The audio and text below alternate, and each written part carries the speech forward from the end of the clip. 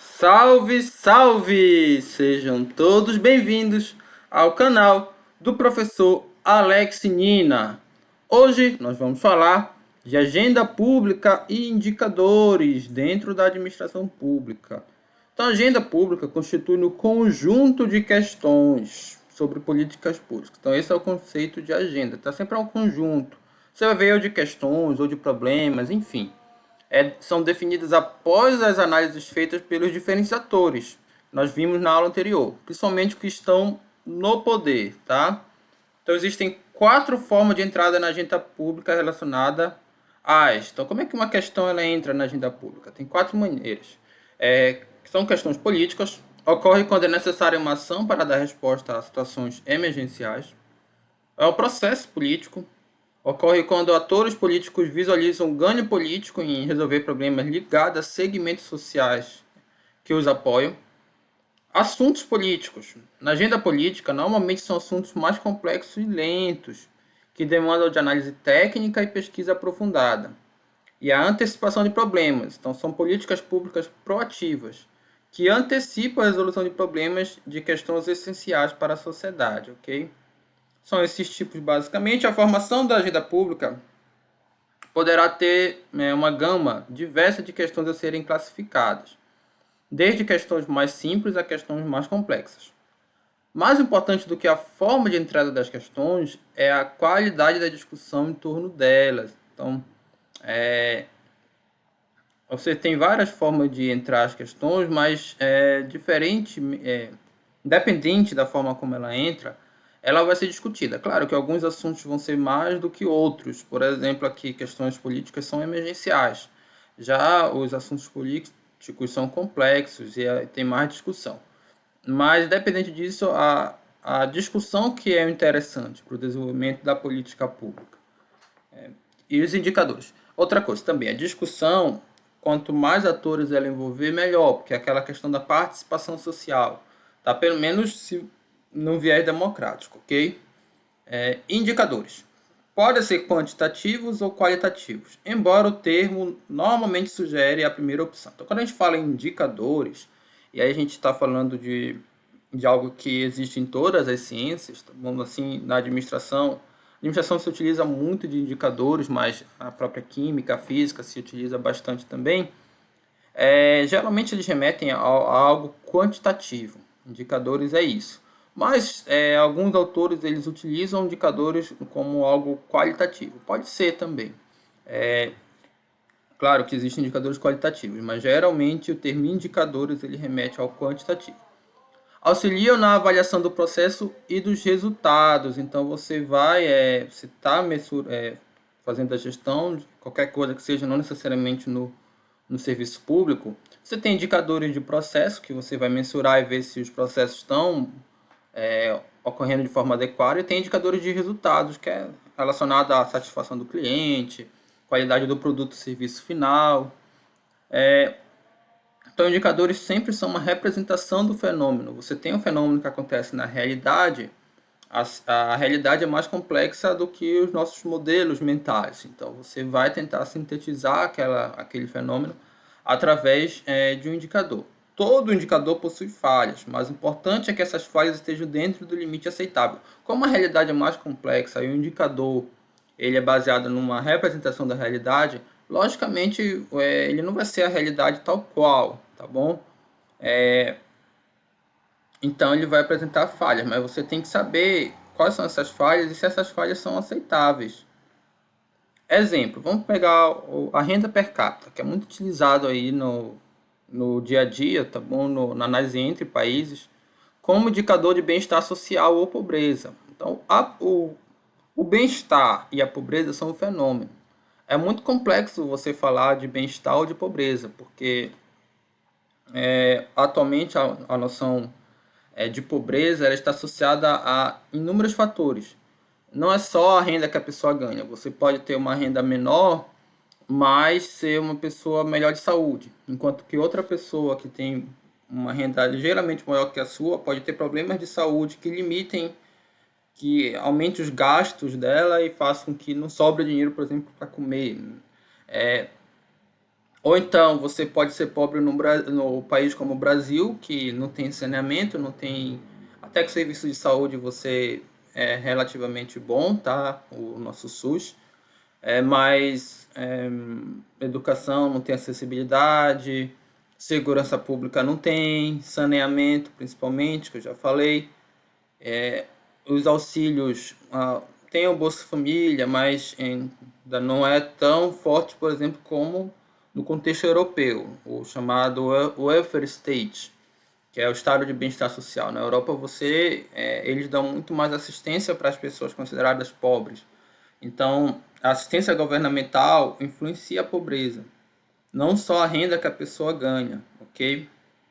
Bem-estar social ainda pode ser mais subjetivo, porque a pessoa, sei lá, pode ter uma renda boa, ter ali os serviços básicos ao seu dispor, mas tá com um drama aí por algum outro motivo, tá bom? Então, são fatores que são subjetivos.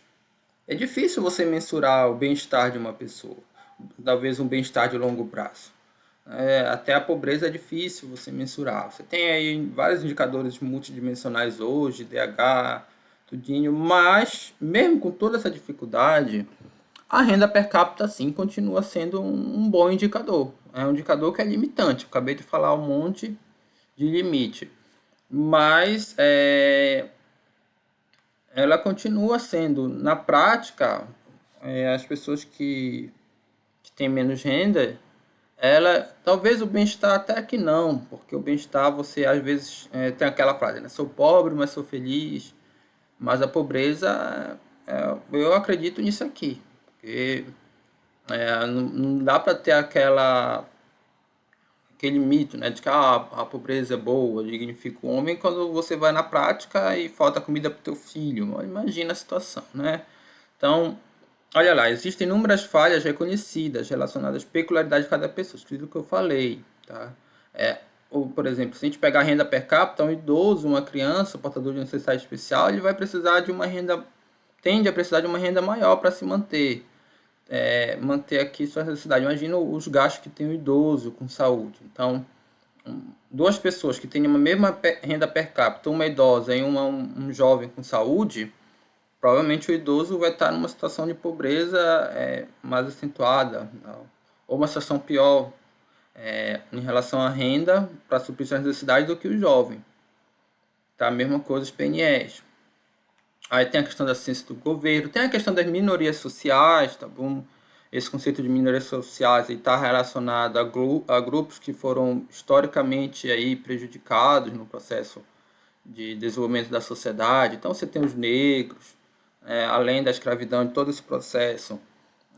Hoje a dificuldade que é para entrar no mercado do trabalho, que é para não sofrer o preconceito, até para andar na rua e não ser discriminado. Todas essas questões em si influenciam no bem-estar da pessoa. Infelizmente essas coisas existem. A assistência governamental está dentro aqui dessa assistência do governo, está até redundante, tá? Vou tirar daqui. Reconhecendo essas falhas, houveram inúmeras tentativas de propor indicadores melhores, como eu já falei, olha, DH, IPH. Então, você quer o fenômeno da pobreza, você quer medir pelo indicador melhor do que a renda, porque você reconhece essas falhas aqui. Mesmo assim, estudos posteriores apontam para uma relação forte entre esses próprios indicadores e a renda per capita, porque os DH e IPH são baseados na renda. Eu sou da opinião que não dá para você excluir a renda completamente. Por mais que tenha essas falhas aqui, em muitos casos a renda sim ela é importante para você definir o que é pobreza. E aí quando você tentou mudar um pouco da renda, na prática isso aqui, o que estava influenciando o DH e PH era a renda per capita, numa economia monetizada principalmente.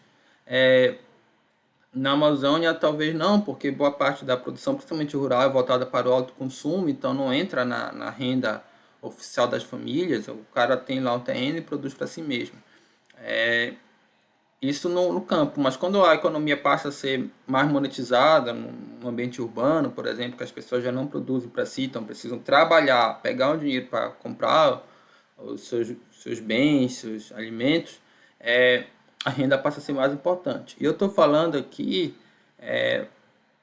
porque eu estudei tudo isso aqui no meu doutorado, tá? Trabalhei com pobreza no meu doutorado, então eu tenho uma noção do que eu estou falando.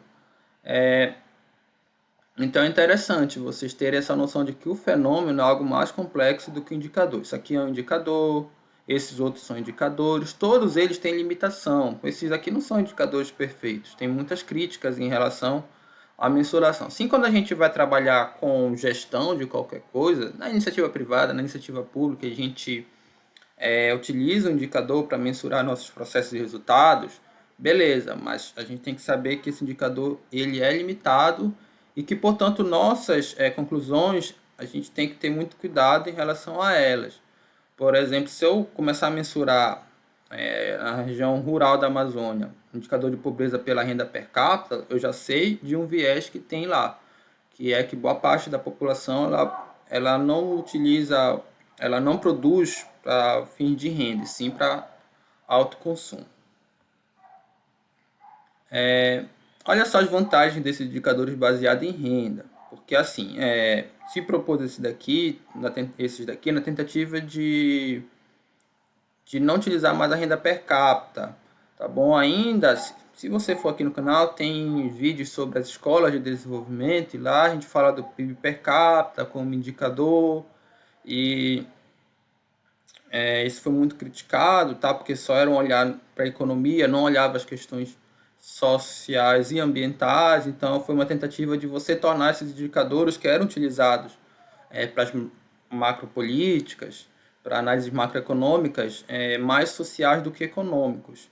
Só que quando chegou na prática, esses indicadores econômicos, eles tinham certas vantagens. Olha só, uma relação clara com a subsistência e o bem-estar, a maior possibilidade de comparação entre diferentes países e regiões, né? Você pega a renda per capita, você atualizando isso em relação ao poder de compra do consumidor e também às variações cambiais, é relativamente fácil você comparar aí a renda entre todos os países, né? Você tem que fazer esses ajustes, mas depois você consegue comparar.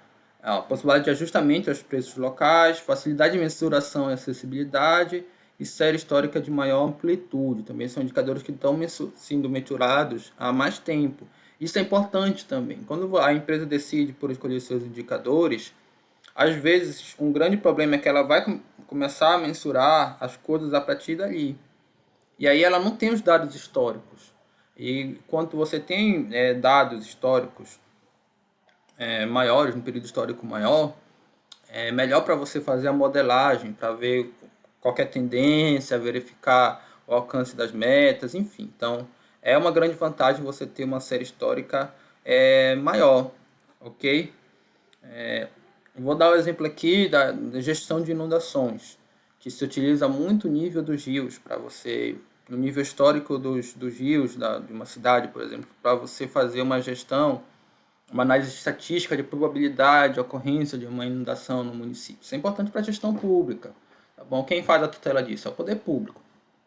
E aí, você pega a cidade da Alemanha, você tem ali séries históricas de 100 anos e dados para pontos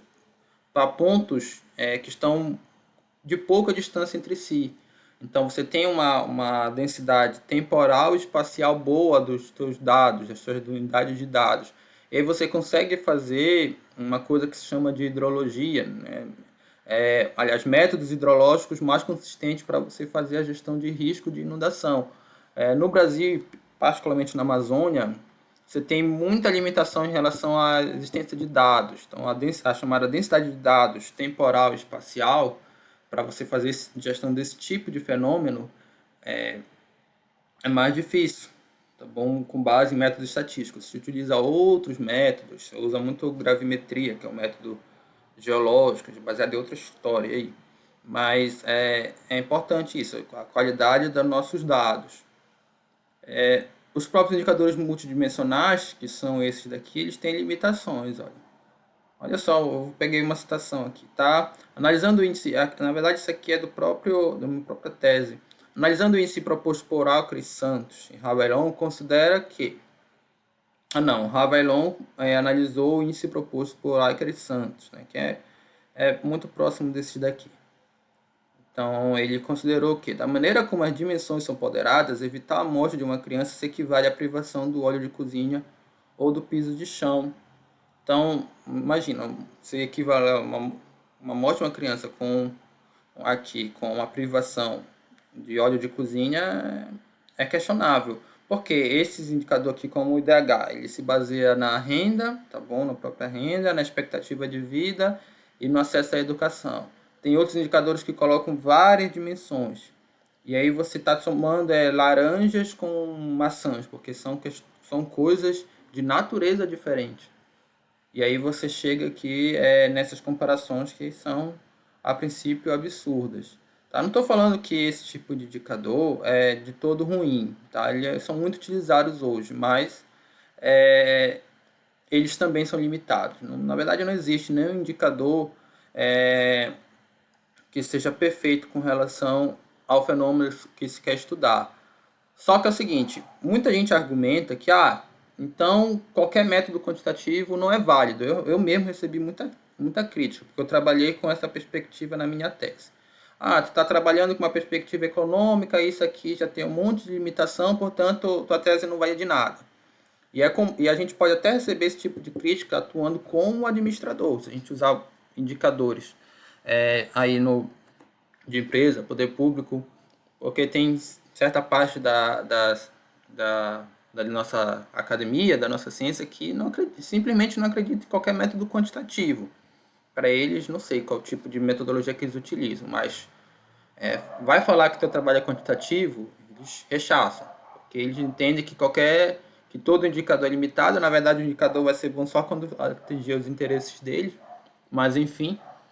Mas assim, você tem um respaldo dizer que isso é comum em qualquer indicador e nem por isso você vai deixar de utilizar o indicador para fazer a sua gestão, seja lá do fenômeno que for. Então, gestão empresarial, gestão pública, como deu o exemplo aí das inundações. Então, é importante saber da limitação, mas a limitação não deve ser um obstáculo para você fazer sua pesquisa, fazer ali sua gestão, ok?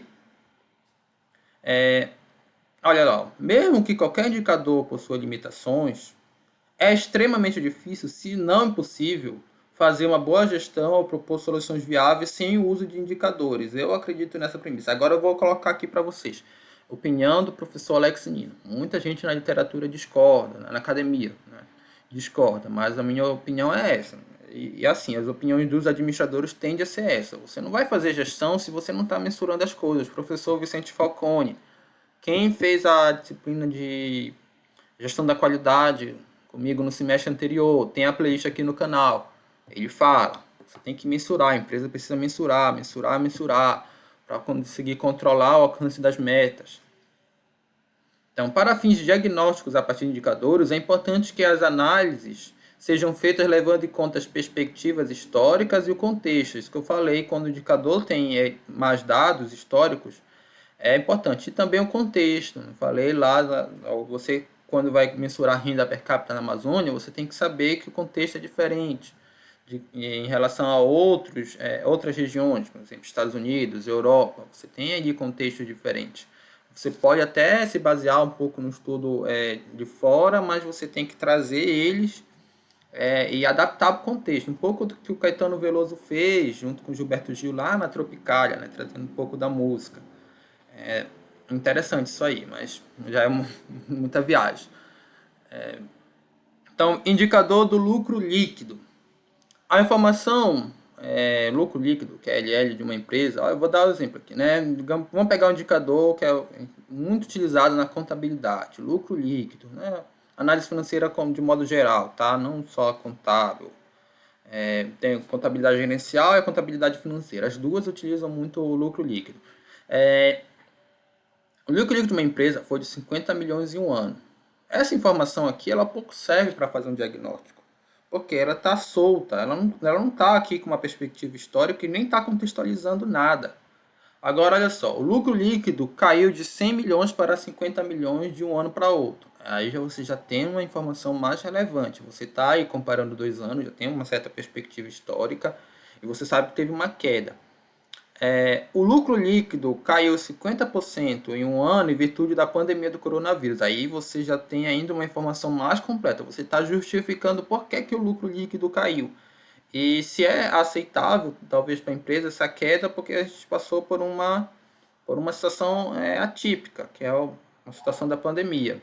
Então, a série histórica pode ser ampliada, você pode analisar o lucro líquido de 10 anos, e na verdade, a análise de empresas, quem está fazendo aí gestão de negócios, eu bati nessa tecla, ela é feita com uma perspectiva histórica. Na verdade, qualquer indicador que você for analisar, você tem que analisar pela perspectiva histórica. Eu aprendi isso num livro do Borges Lomborg, ambientalista cético. Então, ele é um estatístico.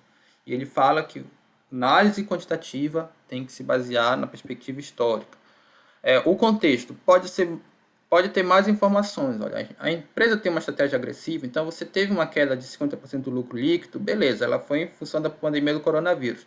Mas a empresa estava com uma estratégia de realmente pegar lucro e investir, fazer aquisições de outras empresas, expandir suas unidades de negócio, tá bom? Então ela tá com uma estratégia agressiva, tá? Aí a gente chama alavancada, pode ser uma empresa alavancada. A Cogna fez isso, né? Antes da pandemia, ela foi bastante afetada porque ela estava de fato bastante bem alavancada. Ela estava investindo bastante para fazer aquisições e ampliar. Na verdade, aquisições não. Ela fez algumas aquisições, mas era mais para ampliar suas unidades de negócio. E aí é justificável você dizer que o lucro líquido caiu porque a empresa está pegando o lucro e investindo. Às vezes, o lucro líquido cai não é por esse motivo. Se uma queda no lucro líquido que esteja associada ao investimento pode ser algo positivo, dependendo aí de se faz sentido ou não esse investimento. Porque a empresa pode pegar esse lucro e investir numa coisa que não é viável. Então, seria pior. Mas, se essa queda no lucro líquido de fato vier de uma questão aí operacional, né, ela, sei lá, não conseguiu mais vender com a mesma força seus produtos e serviços, mesmo que tenha pandemia, ainda foi grande porque as empresas do mesmo setor não tiveram uma queda tão alta, então se adaptaram melhor, aí já seria algo ruim, tá? Então você tem que saber o porquê daquele prejuízo ou daquela queda do lucro. Isso é importante quando você vai analisar um indicador. Por isso que o contexto é relevante. Então, a análise pode ser completada com outros indicadores, fluxo de caixa, porque o lucro líquido é regime de competência. Tá? Fluxo de caixa é regime de caixa, tem essa diferença na contabilidade. Não sei se a turma já assistiu aí, mas aqui no canal, lá na disciplina de gestão de negócios, tem demonstrativos contábeis. Então a gente começa a falar a diferença de fluxo de regime de caixa para regime de competência. Receitas, margens, tudo tem naquela aula lá, tá? Se vocês quiserem se aprofundar. Entendimento das relações entre eles. Mas por hora aqui é importante vocês saberem que você analisar com base em um só indicador também é muito pouco. Principalmente em análise contábil, você nunca vai utilizar só o lucro líquido. Você vai olhar para uma série de indicadores que existem aí na contabilidade, tá? Receita, margem, despesa, lucro líquido operacional, enfim, né? Investimentos, capital de giro, tanta coisa que tem lá. Os objetivos pré-estabelecidos norteiam a análise dos indicadores e delimitação das metas. Olha lá, a gente está falando de indicadores e metas, mas antes de tudo isso aí tem um objetivo. Que a organização pública-privada ela precisa estabelecer objetivos e esses indicadores eles vão se basear nos objetivos, eles vão estar ligados com os objetivos. Porque indicador por indicador posso pegar qualquer um. Mas esse indicador ele tem que estar, para escolher, para eu filtrar qual é o indicador mais adequado, eu tenho que ter muito claro qual o objetivo da minha organização. Onde é que eu quero chegar? Eu quero chegar ali. Então, para eu chegar ali, eu preciso um indicador mais adequado para eu estar mensurando aí tanto o alcance do meu resultado quanto os meus processos é esse daqui. Conta disso, disso, daqui. Então, você faz a comparação dos resultados com as metas. Então, é uma importante ferramenta de controle de gestão e a partir dela é possível estabelecer indicadores derivativos dos originais, denominados indicadores de desempenho. Então vamos lá. Exemplo, determinada política pública tem como objetivo reduzir a pobreza. Se adota como indicador o percentual da pobreza absoluta, mensurado pelo percentual de pessoas pobres vivendo com uma renda familiar abaixo de R$ 140 per capita. Isso aqui era valores correntes de 2010, tá bom? Eu utilizava aqui esse valor como a linha da pobreza. Então, todo mundo que recebe menos de R$ 140 é considerado pobre. Agora, a gente vai adotar, aqui esse é um indicador que a gente vai mensurar a pobreza. E a nossa meta é a redução de 50% do percentual de pessoas pobres em 4 anos. Meta estabelecida sempre com um valor temporal também. Tá bom? Então, eu estou lá fazendo minha gestão do meu município e eu quero combater a pobreza. Estou com essa meta, reduzir 50% a pobreza, o percentual de pessoas pobres no meu município em 4 anos. Tem um indicador para mensurar aqui o que é ou não pessoa pobre. Então, o indicador de desempenho calculado é esse aqui, a pobreza final menos pobreza inicial dividido pela pobreza inicial. Por quê? Essa aqui é depois de 4 anos, isso aqui é no momento atual. Eu sei quanto é o indicador aqui no momento atual, então eu vou querer saber quanto é que é ele no final. Olha lá. Se a pobreza inicial do município é de 40%, a meta será alcançada se a pobreza final for de 20% ou menos.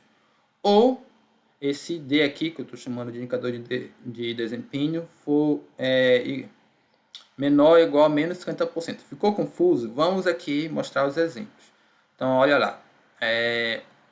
Minha pobreza inicial é 40%, certo? Então, ela está bem aqui.